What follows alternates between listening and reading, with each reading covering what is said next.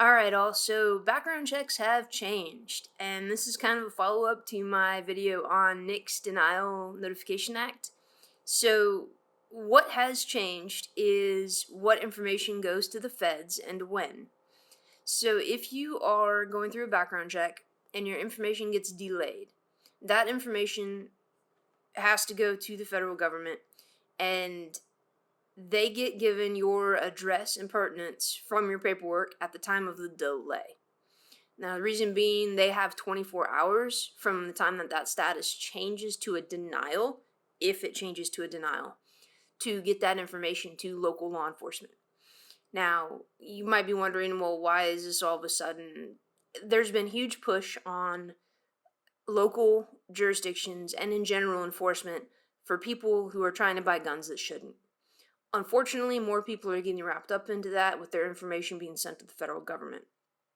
However, they are on top of these denials now, at least in some jurisdictions. I'm going to read you something here off my phone. It's a post from another dealer in a group I'm in, and it is crazy how quickly they are doing this enforcement stuff. So they ran a NICS check, instantly delayed. NICS asked for the address and the information off the 4473. A few minutes later, just minutes, that person ended up being denied. Well, within 20 minutes, 3 cops showed up at this dealer's place. Within 20 minutes.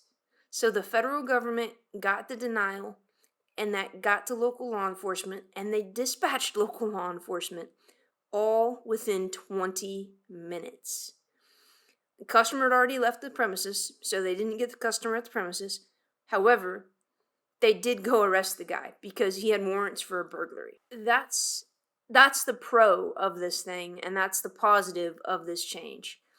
The negative that I see is they haven't given us any information about what is going to happen with that data on the people that are delayed, that either clear or time out. So that's my only apprehension with this change currently. But seeing those kind of things, seeing them actually get a burglar off the streets because they tried to buy a gun, to me is a positive. So they are changing. They're still infringing on our rights left and right, but not every single change is bad. But just be aware that if you normally get delayed, if you have anything you can do to clear that up, clear it up so your information is not going to the feds, because we don't know what they're doing with it. Please stay tuned. Like the video, subscribe to the channel, and thank you for supporting the Second Amendment.